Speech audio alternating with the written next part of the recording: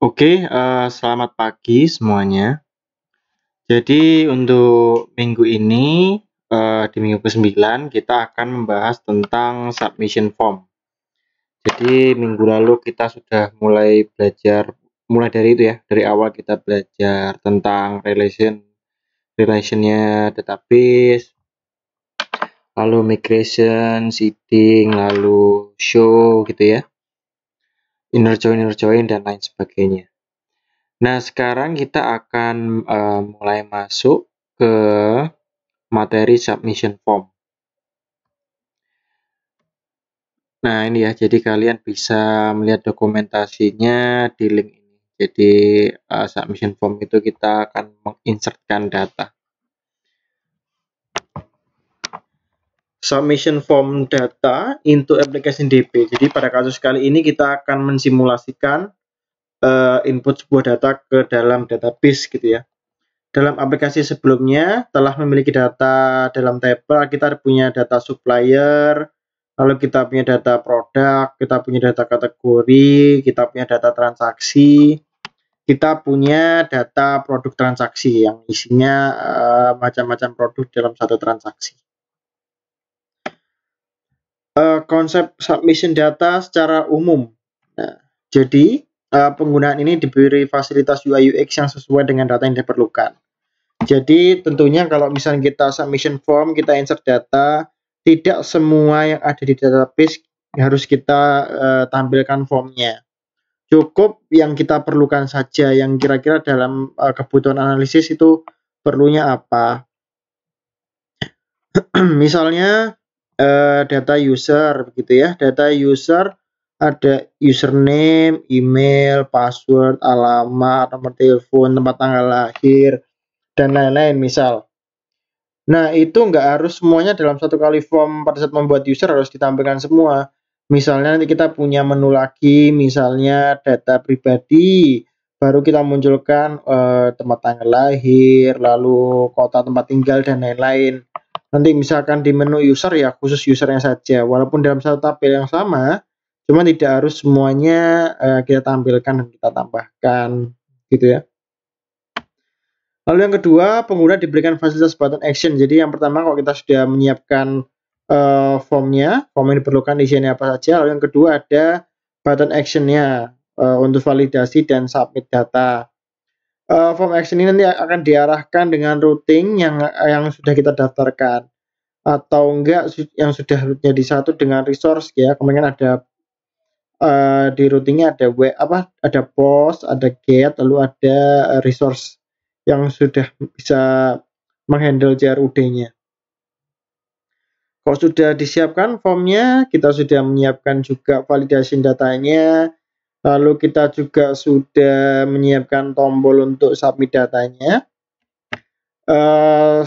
Selanjutnya ini ya, jadi proses validasi dan mekanisme submit. Nah, jadi kalau yang sebelah kiri, ini antara fotonya sebelah kiri dan sebelah kanan tidak ada hubungannya ya, tidak saling terkait. Ini cuma contoh aja. Ini contohnya misalkan post ya, bentuknya post, lalu dia dilarikan ke fungsi yang mana gitu ya. Nah, kalau yang di sebelah kanan ini mekanisme submitnya. Jadi kalau kemarin kalian query itu misalkan mau ngambil data user, berarti kan $user sama dengan user gitu ya, get misal atau enggak all. Kalau kita mau membuat baru store itu kita harus new dulu, kita new. Lalu baru kita isi ini fieldnya apa, lalu ini isian dari yang sudah kita passing. Nah setelah itu kalau sudah kita pakai panah save ini. Nanti kita coba sambil praktek juga. Jadi ini proses validasi dan mekanisme submitnya.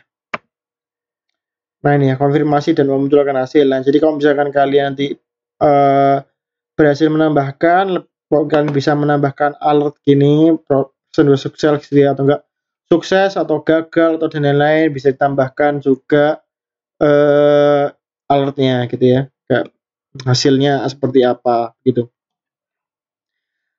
Selanjutnya, nah praktek kita akan membuat form.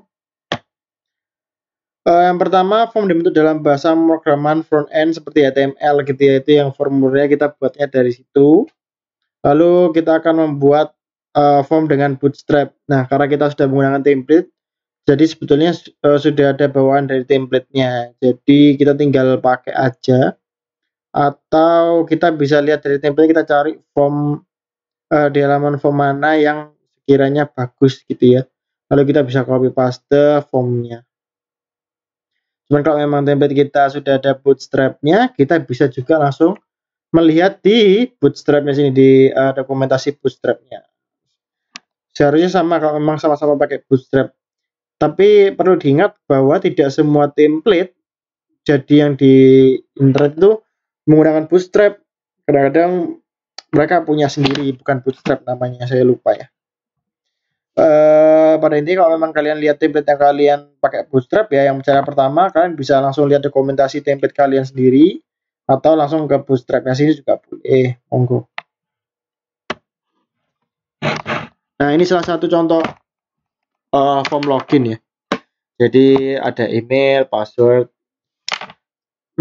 Sebetulnya kalau misalkan kalian sebelum mengenal template, kalian biasanya kalau form kayak gini nggak pakai apa-apa ya, langsung tulisan lalu PR gitu, misalnya langsung input, atau kalian main-main dengan tabel. Nah, ini kalau misalnya sudah pakai bootstrap sudah di-handle semua.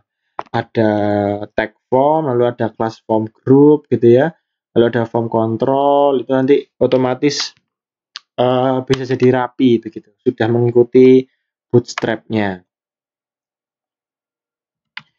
Jadi seperti itu.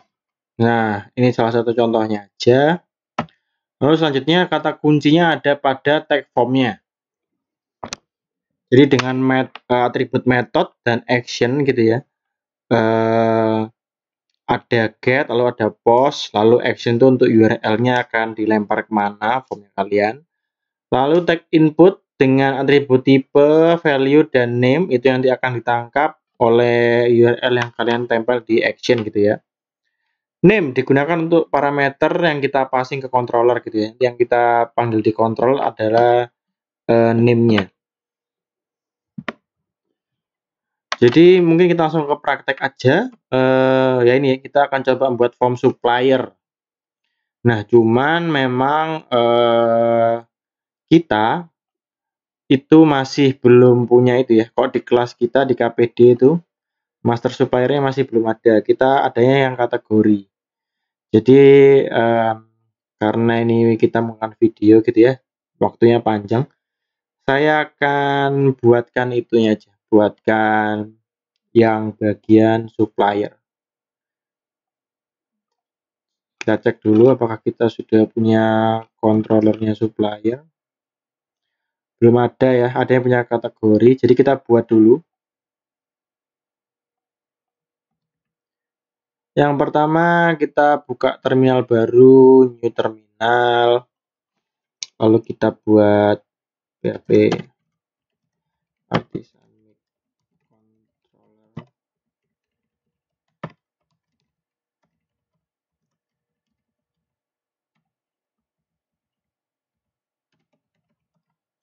Model supplier apakah sudah ada? Belum.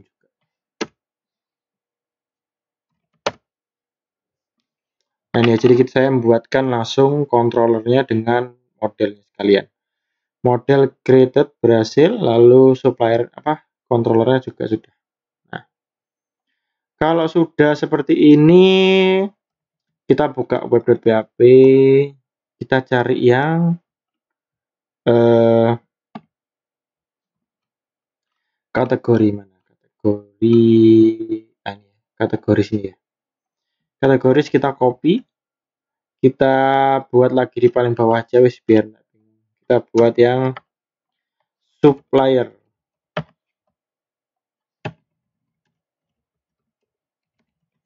Dan ya sudah saya buat yang supplier. Sekarang kita lihat di terminalnya. PHP artisan root list. Kita lihat apakah supplier. Nah ini ya, supplier sudah masuk ya, karena saya pakai resource. Jadi langsung disediakan dia untuk index, create, lalu untuk editnya update, show, destroy, edit. Store-nya ada. Ini ada store juga. Kalau sudah seperti itu, Kita lihat yang kategori controller. Kita copy aja dari yang index. Mana index? Nah, ini ya.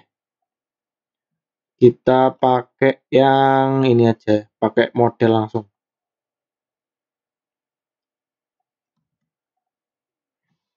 Ini data supplier, dia langsung manggil supplier.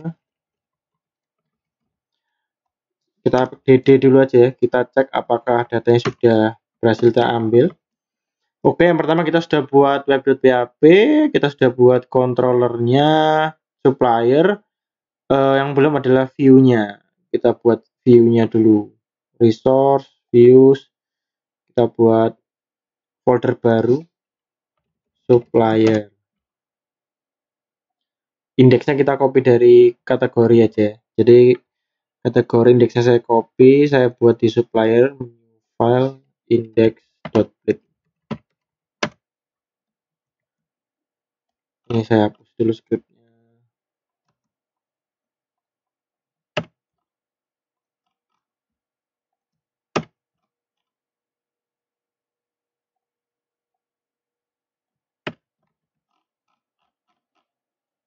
Supplier, data supplier juga. Nah, ini kita sudah punya view, lalu kita akan menangkap dari sini ya, dari supplier. Oh belum, kita masih testing supplier ini dari sini. Kita pakai DD. Oh ya, sama kita mau nampilkan di sidebarnya supplier, linknya kita ganti dulu. Linknya yang di sidebar. Jadi kita masuk ke resource, views, lalu layout, conquer, supplier. Nah, ini kita ganti root, URL juga boleh, langsung supplier gitu. Supplier. Pakai S tidak dia web. Oke, pakai.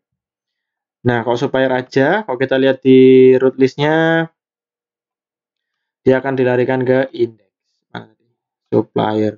Nah, ini ya, dia pakai get. Dia pakai get, lalu dia akan dilempar ke index. Ini tadi name-nya. Oke, kita sudah pakai supplier. Kita kasih ini juga ya, kelasnya biar nanti ke select. Kita save, kita lihat di browser.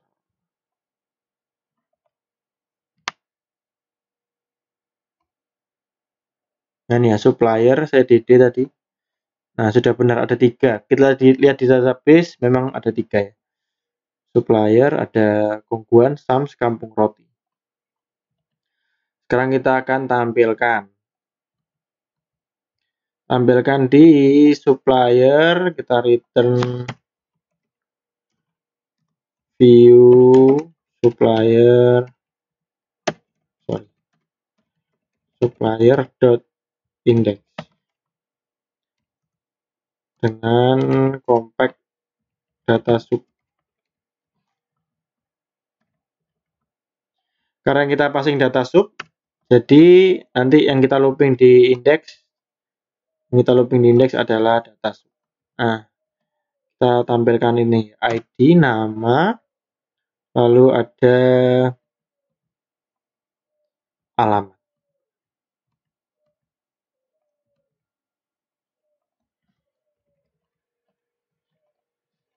Name, lalu ada alamat juga, address.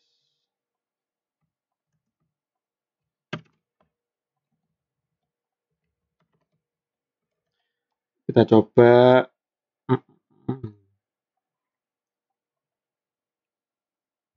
Nah, ini ya, ada ID, nama, alamat.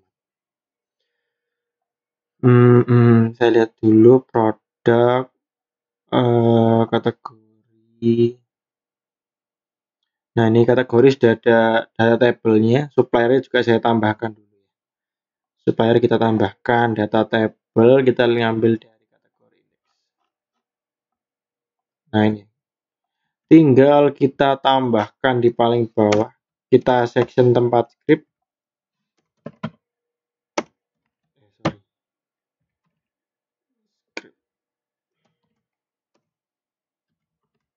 di end section. Oke, jadi data table Hamdi dibentuk data table, apakah sudah ada? Oke, sudah ada.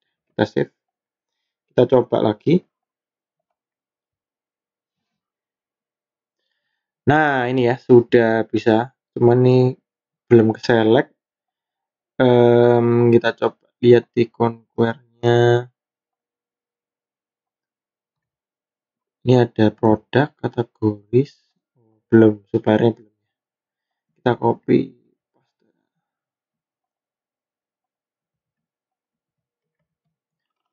Jadi selain di sub menunya saya kasih request aktif ini, di induknya juga saya kasih masing-masing. Ada 3 sub menu, 3-tiganya saya taruh di sini juga. Biar kalau misalkan di load juga ke select ini atasnya. Nah, ini. Oke, kita sudah punya supplier ya, KPD, karena dari kemarin kita belum punya supplier, sudah saya buatkan. Lalu selanjutnya kita lihat akses yang dibuat, akses sehingga kita membuat form suppliernya dulu. Maka yang form terbentuk oke. Sebentar ya. Kita akan buat form seperti ini. Jadi kita akan buat nama supplier gitu ya. Name supplier. Yang pertama ID tidak ada karena memang ID itu auto increment dan ID itu unik ya, jadi lebih aman biarkan auto increment sistem yang membuat ID-nya. Lalu kalau di PPT ini dia cuma nama, karena di database kita ada address juga, nanti kita tambahkan juga. Lalu selanjutnya langkah kerjanya adalah kita buat satu file view baru dulu untuk formnya tersebut. Isi file view baru tersebut dengan sintaks untuk HTML form, lalu integrasikan pada routing sehingga dapat diakses browser. Jadi kita akan buat linknya gitu ya. Nah ini, misalkan kita akan buat create form, kita langsung masukkan di supplier gitu ya. Di dalam foldernya supplier. Jadi kan di dalam mode apa? Folder supplier ada index kita sudah buat. Sekarang kita akan buat formnya.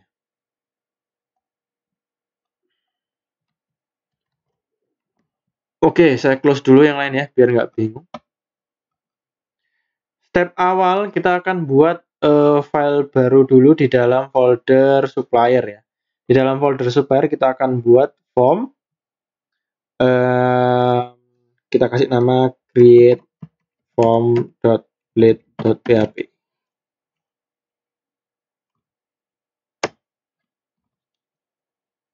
Nah, isinya seperti apa? Isinya kita samakan dengan indeksnya ini untuk sectionnya. External sectionnya kita ngikut ini. Jadi yang pertama kita extend layoutnya dengan conquer, lalu kita sectionnya ada kita kasih nama tempat konten and section. Nah lalu kita cari formnya tadi ya. Kita cari formnya tadi. Kalau kita lihat di PPT itu di sini tadi katanya.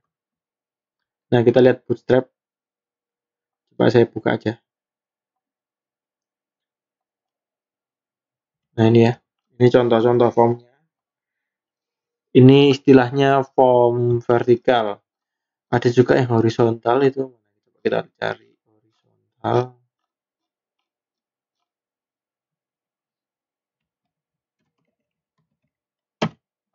Nah ini horizontal form. Jadi beda ya, bisa dibedakan ya. Ini nama labelnya di sebelah kiri, isiannya di sebelah kanan. Lalu kalau yang standar itu, standar yang kayak di PPT itu kayak gini. Jadi namanya di atas, isiannya di bawah. Lagi-lagi itu tergantung kebutuhannya kalian ya. Jadi nggak harus mengikuti. Cuman kalau saya pribadi lebih seringnya pakai yang horizontal. Karena lebih enak aja menurut saya. Kita coba pakai horizontal aja. Jadi ini sudah ada di tadi kita di bawahnya juga sudah ada itunya, sudah ada apa namanya tata caranya. Kita copy. Kita cukup copy yang email aja. Ini yang bawah nggak usah, nggak apa-apa. Email, jadi kita copy dari sini form ini ya. Kita copy. Lalu kita paste di sini, di dalamnya sini. Nah, cuman jangan lupa karena ini kita pakai template yang lain, kita lihat dulu ya di indeks. Jadi sebelum di tempat kontennya ini masih ada yang lainnya, ada portlet body, lalu ada page bar. Nah, itu kita ngikutin. Jadi kita copy lagi. Kalau saya biasanya gini, saya copy mulai dari judulnya. Gini, saya tunjukkan di browser. Nah, kita butuh ini, butuh ini juga, butuh rumahnya. Yang kita ubah nanti formnya cuma di tengah-tengah sini aja. Berarti nanti kita akan mengcopy dari indeks ini kecuali yang tabel ini. Jadi kita akan copy dari portlet body, kita copy sampai atas ini. Di create form. Nah, atau ini create formnya saya hapus dulu biar nggak bingung. Kita paste di sini, lalu kita tutup dulu div-divnya. Kita lihat apakah div ini sudah nutup sampai mana. Kurang. Div content sudah nutup, div page bar juga sudah, title-nya sudah. Kita judulnya kita ganti ya, tambah supplier. Judulnya sudah kita ganti, sekarang kita isi di portlet body. Portlet body itu yang ada di sini, yang di dalamnya sini. Itu kita ganti pakai yang di sini tadi. Atau biar nggak bingung, kita copy semua wes. Kita copy dulu semuanya, kita copy. Kita kembali ke Visual Studio Code. Kita paste di dalamnya portlet body. Nah. Lalu kalau sudah kita rapikan sedikit, kita tap. Nah, yang nggak perlu dihapus saja. Misalkan ini radio button ini kita belum perlu. Kita filter, kita hapus. Hati-hati hapusnya kalau divnya ada yang kelebihan atau kekurangan nanti jelek. Checkbox kita masih belum, kita hapus. Yang kita butuhkan cuma inputan nama, alamat, sama tombol simpan. Ini kita ganti simpan. Lalu judulnya kita ganti nama. Tipenya adalah teks gitu ya. Kan tipenya ada teks, ada number, ada checkbox, ada radio, macam-macam. Ini kan nama itu kita buat tulisan, jadi input type-nya saya kasih teks.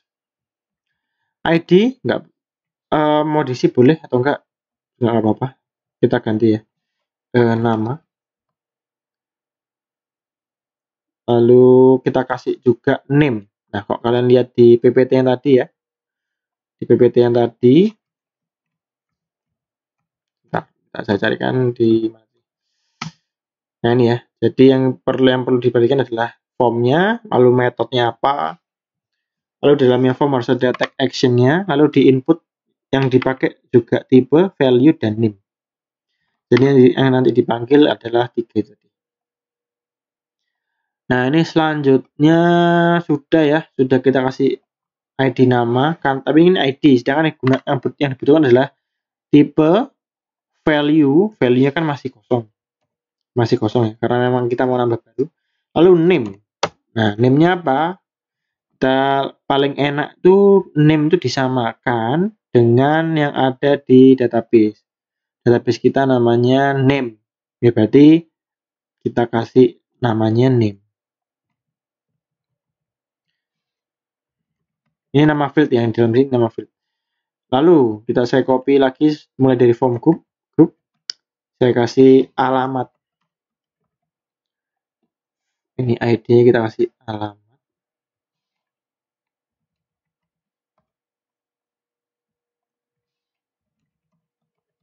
Nah, lalu teks, tipenya teks, lalu value-nya masih kosong karena masih baru, lalu name-nya paling enak disamakan dengan database. Di database namanya address.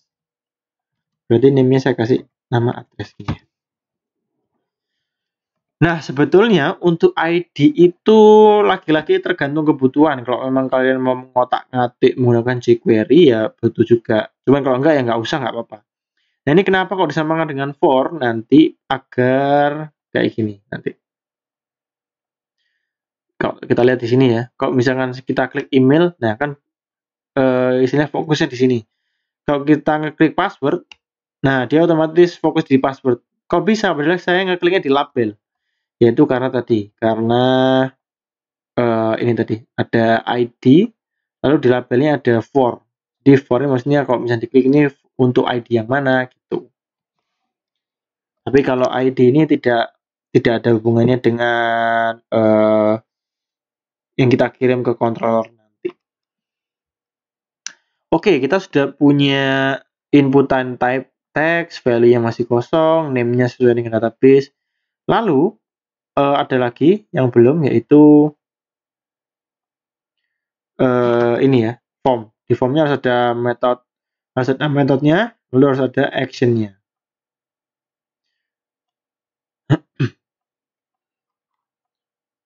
Jadi ini saya coba di actionnya kita kasih metode.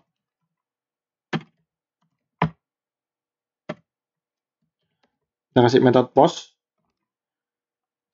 Lalu sebentar. Jadi gini, sebelum kita masuk ke metode postnya, kita buat itu dulu. Kita buat mengarahkannya dulu. Jadi kita sudah buat file baru. Kita sudah membuat file baru tersebut dengan isian HTML formnya tadi. Nah, selanjutnya kita akan mengintegrasikan pada routing sehingga dapat diakses di browser. Nah, gitu ya. Untuk ini tadi, untuk yang routing tadi, kita akan memanfaatkan resource ya. Jadi untuk menuju ke halaman tambah tadi, kita bisa aja membuat URL sendiri, URL baru. Cuman karena kita sudah menggunakan resource controller, dia sudah menghandle semua, jadi kita tinggal mengikuti metode yang telah disediakan. Nah, nih kita akan memanfaatkan metode create. Nah, kita coba lihat di supplier controller. Nah, di supplier controller lihat ya, show the form for creating new resource. Jadi create ini bukan tempatnya untuk kita ngoding menambahkan, bukan. Tapi ini hanya untuk show the form. Jadi kita hanya untuk mengarahkan ke form tambah, kita bisa memanfaatkan function create. Kalau store a newly created resource in storage. Jadi ini baru dia menambahkan data baru yang akan dibuat. Jadi store ini baru untuk coding tambahnya. Sedangkan create show the form. Jadi hanya menampilkan form saja. Gitu ya. Nah, sekarang kita akan coba lihat supplier. Nah, supplier create dia pakai metode get.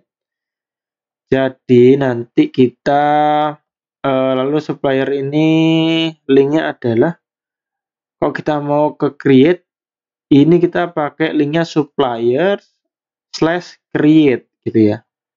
Jadi nanti dia akan lari ke sini. Nanti kita tinggal codingnya di sini ngapain, karena memang di dalam create formnya nggak ada data yang lain, nggak ada data yang harus ditampilkan lagi, baru formnya aja. Kita tinggal return view, kita returnnya ke folder supplier, lalu ke dalam file create form. Nah gini ya, jadi dari web kita sudah pakai resource. Kalau kita root list, kita sudah disediakan untuk menuju ke function create. Caranya mengakses link supplier/create. Lalu di controllernya saya tinggal return aja view create form yang sudah kita buat tadi. Oke. Sekarang kita akan mencoba mengakses supplier/create. Sebentar. Nah. Suppliers/create. Nah, ini tadi ya. Jadi ini adalah form yang kita buat tadi. Nah, ini kok masih email. Kita ganti dulu. Di placeholder ya. Placeholder itu kayak petunjuknya mau diisi apa.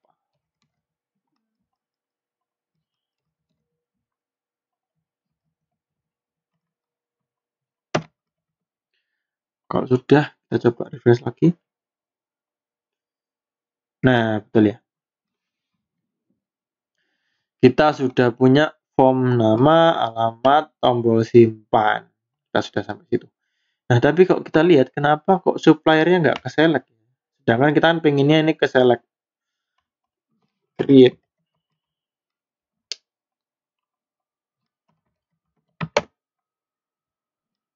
Nah, caranya kita coba lihat di layout conquer. Mana layout conquer. Nah, ini ya. Kan request is product. Kalau misalnya produk dia aktif, kalau kategori aktif atau enggak, sebentar saya view-nya saya WordPress. Nah, kalau supplier dia aktif juga ya. Caranya kita kasih bintang. Di sini juga. Ini artinya jika linknya adalah berawalan suppliers, dia nggak baca belakangnya, entah itu belakangnya panjang lah, entah itu kayak tadi create atau enggak delete dan lain-lain, atau enggak apa ya show. Pokoknya di depan sini setelah link awal, URL awal itu adalah suppliers, dia nggak lihat belakang, dia akan menganggap itu linknya. Nah, kalau sudah, berarti kan aktif ya. Berarti kita coba ya. Kita save, sudah di save tadi. Kita refresh. Nah, dia aktif karena dia bacanya cuma depannya aja. Selama depannya kata-katanya suppliers, dia nggak ngelihat belakangnya, ya wis dia ke select. Nah, itu tadi kita sudah berhasil untuk membuat formnya tadi ya. Kita sudah membuat form, kita sudah membuat routingnya, memanfaatkan create, lalu itu baru hanya menampilkan saja. Oke. Nah, ini ya, kita di method create cuman melempar ke view yang mana. Selanjutnya, kita akan mencoba praktek untuk proses ke dalam database-nya, gitu ya. Oke, jadi kita sudah berhasil tadi ya menampilkan. Sekarang kita akan memproses untuk data tersebut bisa masuk ke database, gitu ya. Jadi button submit tadi adalah menjadi trigger awalnya. Jadi dalam formulir tadi, kalau misalnya kita pakai type submit, berarti dia akan mensubmit formnya, form induknya. Jadi misalkan kita punya form, di dalamnya ada buat button ini, berarti ya nanti dia akan mensubmit formnya tadi. Cuman kalau misalkan tidak, misalkan kalian punya form, cuman tombol submitnya kalian taruh di luarnya form. Nah, itu nggak akan berpengaruh gitu ya. Jadi memang harus di dalamnya form. Nah, lalu proses tersebut akan diarahkan kepada metode controller tertentu. Jadi tergantung pada resource-nya mengarahkan ke controller yang mana. Cuman kalau misalnya kita mau pakai resource itu, yang betul adalah nanti diarahkannya ke method store. Nah, gitu ya. Jadi agar masuk ke dalam store, kita akan mengikuti permintaan resource controller tadi. Kalau misalnya kita perhatikan di root list-nya tadi ya, di root list-nya tadi itu kalau kita lihat di supplier, kalau misalnya kita mau ke store, berarti kita harus menggunakan metode post. Kalau misalnya kita pakai get, nanti dia didirikannya ke index. Kalau ngomong kita ke store, berarti kita harus pakai metode post gitu ya. Jadi di create formnya, di dalam formnya kita kasih metode post. Kalau sudah dikasih metode post, nanti nah ini ya, jadi kalau kita sudah mengetahui dia ada di URL yang mana, lalu pakai metode apa, sekarang kita bisa manggilnya tergantung. Kita mau manggil pakai root juga bisa, pakai root, atau enggak mau pakai URL juga bisa. Kalau kita pakai root berarti yang kita panggil yang ini ya, name-nya, name dari routingnya tadi. Kalau kita pakai langsung URL-nya juga bisa, berarti nanti kita panggil tinggal URL suppliers. Dengan metode post, dia akan otomatis membaca, oh dia pakai metode post, lalu URL-nya supplier. Atau enggak, dia pakai metode post, lalu dia memanggil name-nya suppliers.store. nanti dia akan otomatis mengarahkan ke ini, controller supplier controller yang metodenya store. Setelah itu nanti di store, nah di store kalau kita lihat di codingnya, mana tadi? Nah ini ya, seperti yang saya bilang tadi, create, show the form for creating a new resource. Jadi cuma show the form. Kalau store, dia store a newly created. Nah ini baru dia menambahkan yang baru. Dia di sini ada request, $request. Nah ini nanti yang untuk menampung data-data apa yang kita lempar dari form tadi, gitu ya. Caranya yang pertama, kita misalkan kita sudah buat ya, pertama create form, lalu metodenya post, lalu kita tambahkan lagi action. Kita sudah punya isiannya, lalu kita punya post method, metodenya kita buat post, lalu actionnya kita buat, kalau saya lebih seringnya pakai root ya. Jadi kita sesuaikan dengan di sini supplier dot. Jadi biar lebih jelas gitu.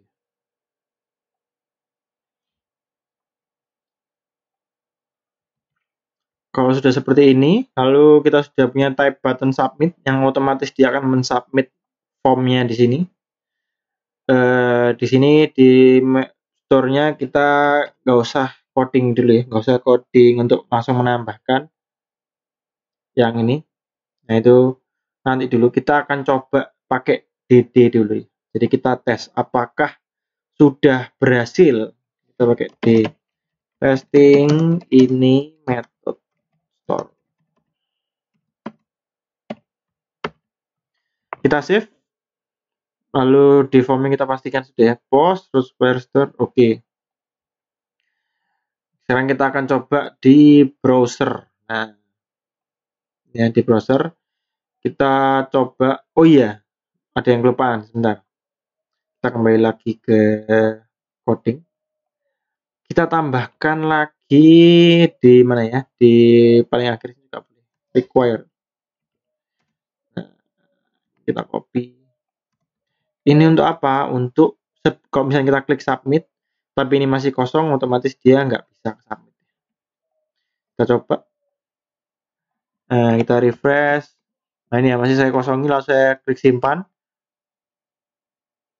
Oke, jadi dia expired gitu ya.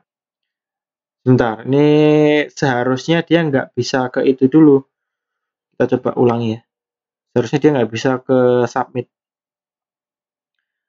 Nah, kita coba lihat dulu require kurang D.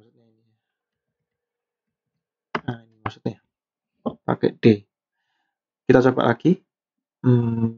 Kita refresh dulu. Ini masih saya kosongi. Saya klik simpan. Nah, ini ya. Jadi harus diisi dulu. Yang ini sudah saya isi. Nah, ini nggak bisa. Misalnya alamatnya saja yang saya isi, tetap nggak bisa. Nah, itu ya. Kita kasih require. Oke, kalau misalkan sudah kita isi, misalkan nama supplier barunya adalah Ubaya, alamatnya Tenggilis. Ini Ubaya jadi ceritanya jadi supplier kue. Kita klik simpan. Nah, 419 page expired.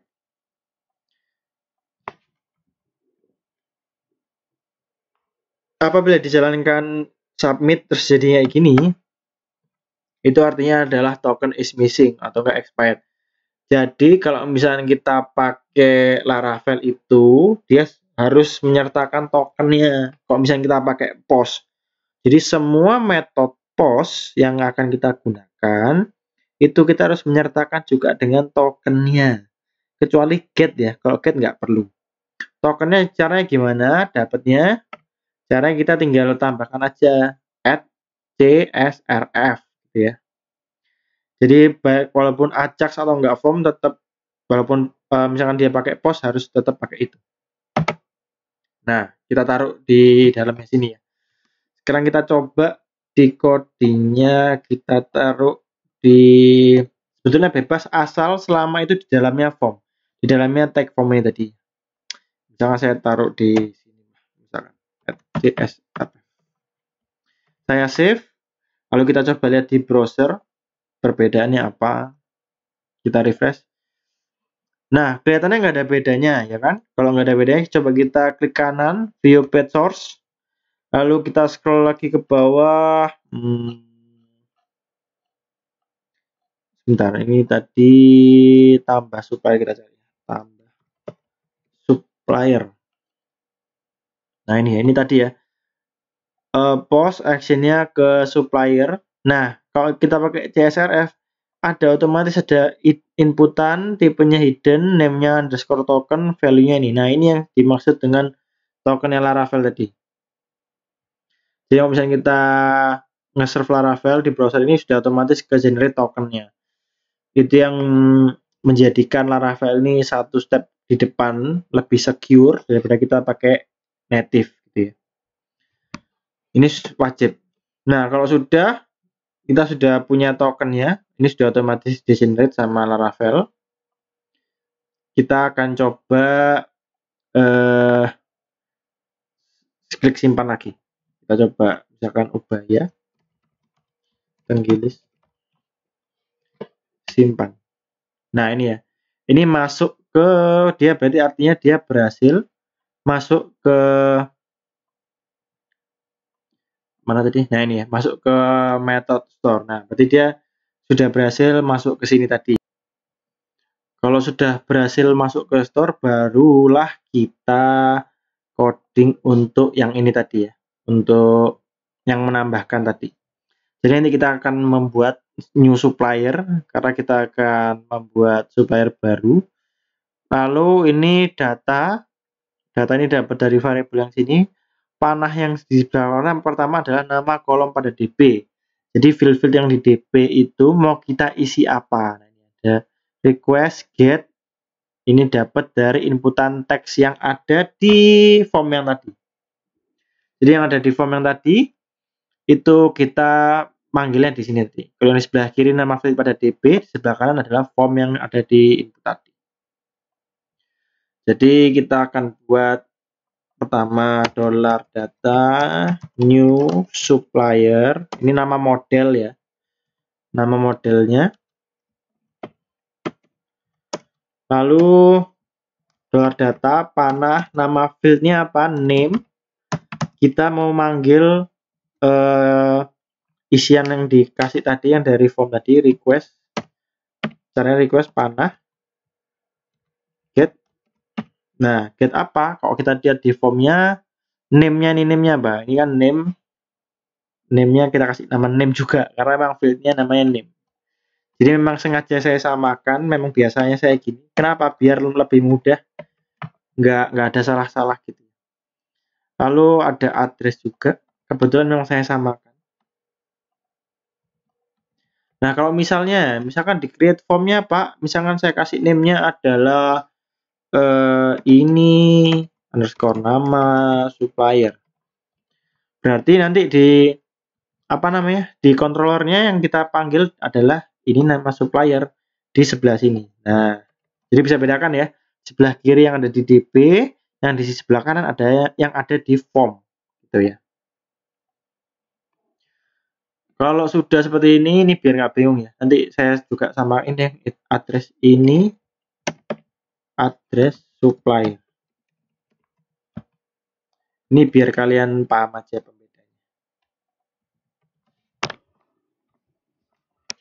Kalau sudah diisi seperti ini, tinggal $data panah save. Nah, enak ya. Jadi langsung. Codingannya nanti misalkan edit juga mirip-mirip seperti ini. Jadi enaknya Laravel insert sama update-nya itu mirip-mirip. Kalau kita kalian pakai native kan query-nya udah beda jauh. Jadi 2 kali kerja. Oke, kita coba dulu. Kita save, lalu kita kasih DD gitu ya. Misalkan DD berhasil. Kita save, lalu kita coba ulang lagi ke formnya. Ubaya, alamatnya di Tenggilis. Sorry, sebentar. Nah ini ya, kita coba inputkan lagi. Sudah saya refresh tadi. Namanya saya isikan Ubaya, lalu alamatnya Tenggilis. Kalau sudah kita klik simpan. Nah, berhasil. Kalau kita lihat di database, nah ini masih 3, kita klik lagi supplier. Nah, berhasil ya, 4. Sudah otomatis dengan created add sama updated add. Ini sudah otomatis dari Laravel. Name-nya Ubaya, address-nya Tenggilis. Nah, kalau sudah seperti itu, kita pengennya kan langsung kembalinya kan ke itu ya, ke halaman yang awal. Sekarang kita masuk ke praktek yang ketiga, yaitu adalah konfirmasi. Jadi kita tadi sudah buat formnya, lalu kita sudah menambahkan dan berhasil ya, sudah masuk database. Konfirmasi, jadi pada bagian konfirmasi ini kita gunakan untuk pemanggilan ulang fungsi indeksnya. Jadi kalau sudah selesai, kita langsung direct ke halaman yang mana gitu ya.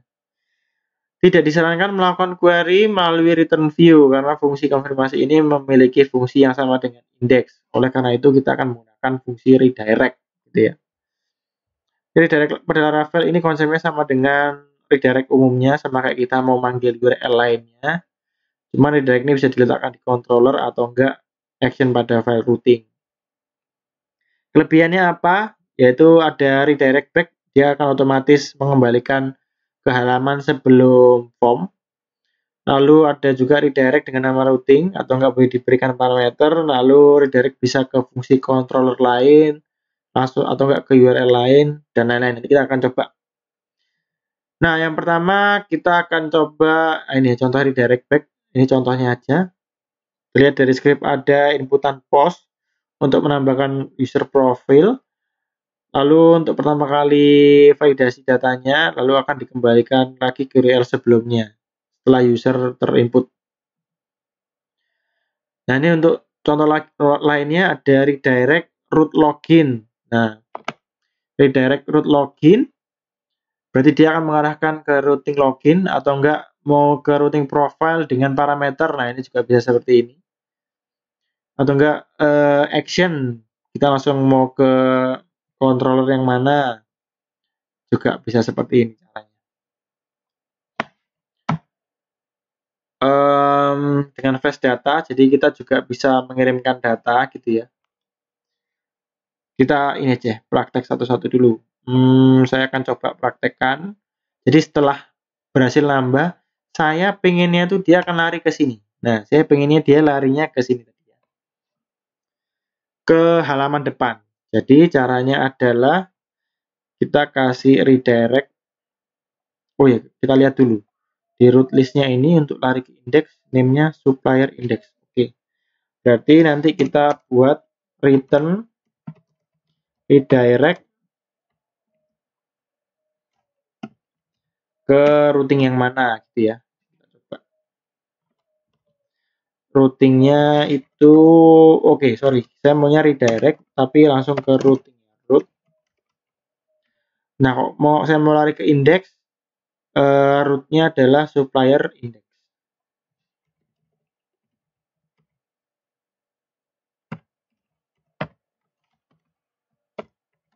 Nah, gini ya. Jadi nanti dia akan otomatis memanggil root supplier index yang akan dilempar ke supplier index yang tadi. Nah, kita coba save, lalu kita refresh, kita ke create lagi, kita create Ubaya Ngagel. Saya klik simpan. Nah, dia otomatis kembali langsung ke halaman indeks tadi, lalu ini sudah otomatis muncul. Pertanyaan, waduh, sorry. Nah, ini ya tadi ya. Saya coba ulang lagi. Saya ke suppliers create, saya tambahkan Ubaya 3. Ubaya 3 ada di mana? Kayak Trawas.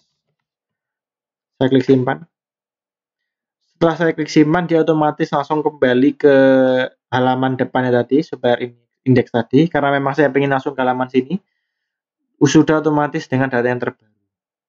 Sebetulnya kita juga bisa aja pakai cara yang kayak gini tadi ya. Setelah dia berhasil nambah, kita panggil lagi seluruh data supplier, lalu kita lempar aja ke halaman indeks. Sebetulnya sama aja, cuman biar nggak dua kali kerja, Laravel sudah menyediakan redirect. Jadi kalau sudah selesai, kita mau redirect ke root yang mana. Kita lempar aja ke supplier index biar dia langsung kembali lagi ke routing ini dan mengulang lagi untuk menampilkan indeks supplier tadi. Gitu. Kita save gitu ya. Sudah berhasil untuk tadi yang redirect seperti ini. Selanjutnya ada juga redirect dengan flash data. Jadi istilahnya kita kayak session sesaatnya aja. Gunanya untuk ini tadi ya, misalkan kita mau menampilkan statusnya berhasil atau tidaknya. Seperti ini, jadi with gitu ya. Misalkan yang tadi coba saya tambahkan.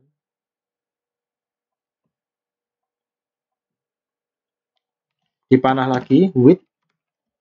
Yang pertama adalah namanya, nama variabelnya apa, status. Koma ini adalah isi pesannya apa. Misalkan data supplier berhasil ditambahkan. Kalau ada seperti ini, berarti nanti kita akan membuat session dengan nama status. Lalu session itu langsung akan otomatis terhapus. Jadi cuma satu kali load aja. Dia akan kita lempar ke supplier index. Nah, jadi nanti di folder supplier, di file index, misalkan di mana ya? Misalkan di atasnya tabel gini ya. Kita kasih if dulu. Kayak gini ya. Nah, kayak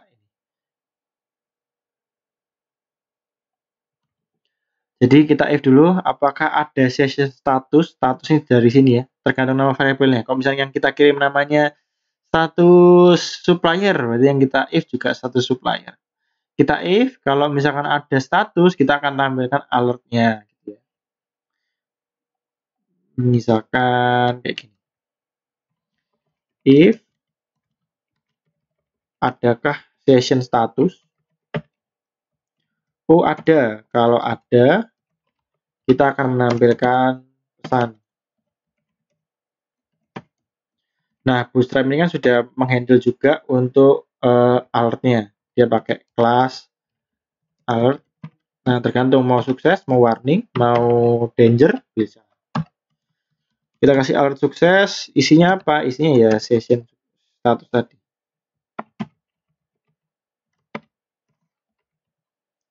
Nah, kayak gini. Kita coba ya. Kita save. Ini dapat dari sini tadi. Kita tes. Refresh, kita masuk ke supplier create. Oh ya, kita masuk dulu ke supplier. Nah, ini nggak ada div apa-apa yang ada di sukses. Kita masuk ke create. Lalu kita tambahkan lagi. Suppliernya namanya apa ya? Alfamart aja. Alfamart. Rungkut. Saya save. Nah, pada saat pertama kali dia save, karena sudah saya kasih with, jadi kalau misalkan dia menambahkan selesai menambahkan, saya redirect ke supplier index dengan menambahkan session status dengan isiannya ini.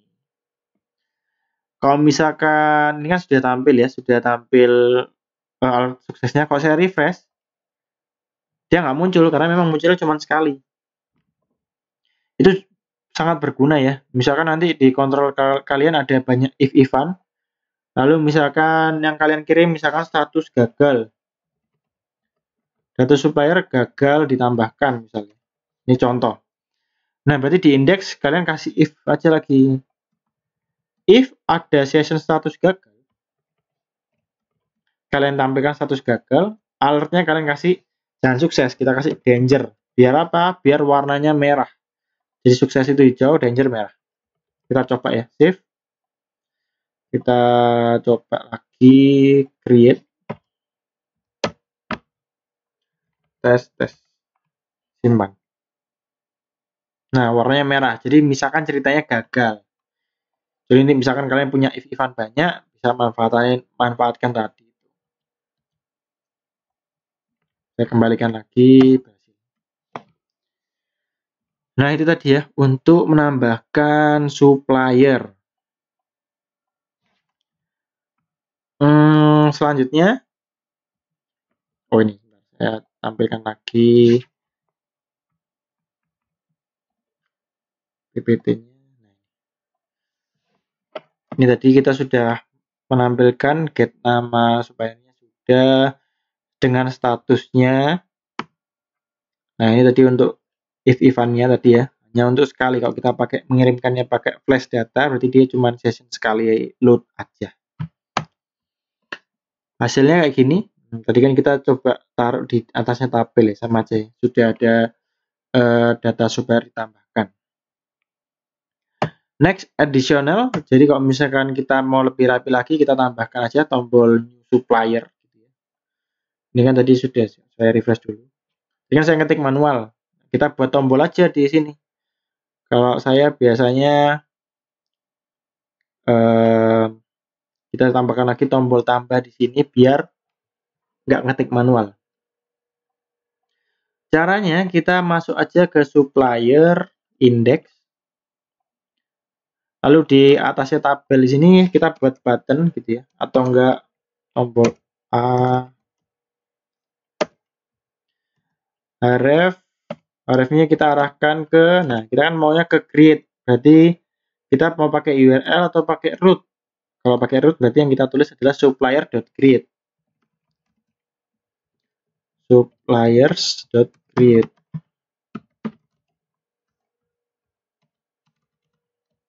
Kita kasih nama tambah data supplier. Kita save. Kita coba lihat di browser. Nih ya, tambah data supplier. Biar bagus, kita tambahkan aja class-nya di sini. Kita tambahin kelas btn. BTN ini berarti nanti otomatis dia akan menjadi tampilannya button. Lalu biar ada warnanya kita kasih BTN primary. Primary itu warna utama dari temanya. Lalu sukses itu hijau, danger itu merah, macam-macam yang kalian bisa pelajari di Bootstrap. Biar ada batasnya antara tombol tambah dengan tabelnya kita kasih HR. Kita save, kalau kita coba refresh di browser. Nah ini ya, tambah data supplier, ada garisnya, baru tabel. Kalau tambah data supplier kita klik, nah dia akan lari ke supplier create, gitu ya. Kalau misalnya mau kalian tambahkan lagi, di sini tombol batal. Kalau misalnya klik batal, balik lagi ya, monggo silakan. Seperti itu ya, kita sudah berhasil menampilkan seperti itu. Selanjutnya, nah sintaksnya seperti ini. Nah ini ya, sudah seperti saya tadi btn. Tergantung kelasnya, karena tadi tampilan di pojok atas mungkin menyesuaikan template. Kalau saya taruh di atasnya tombol sini ya, tinggal sesuaikan aja buttonnya mau warna apa. Jadi agar lebih mudah aksesnya. Selanjutnya adalah latihan. Kalian coba implementasi new data tadi untuk tabel produk dan kategori. Apabila ada kolom foreign key, maka kalian bisa menggunakan combo box atau radio button sebagai interface-nya.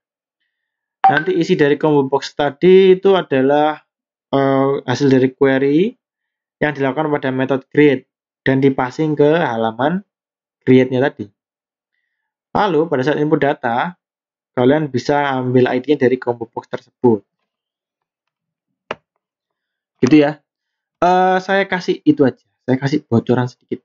Nah, jadi kan kalian memanfaatkan form create ini tadi. Nah, biar karena misalkan ada foreign key, misalkan kalian harus menampilkan data apa ya, supplier. Contoh aja misalkan mau menampilkan produk. Ya berarti nanti di supplier, di method create samain aja kayak index. Jadi kalian memang query dulu misalkan data produk. Nah, tinggal kalian passing aja. Compact. Nah,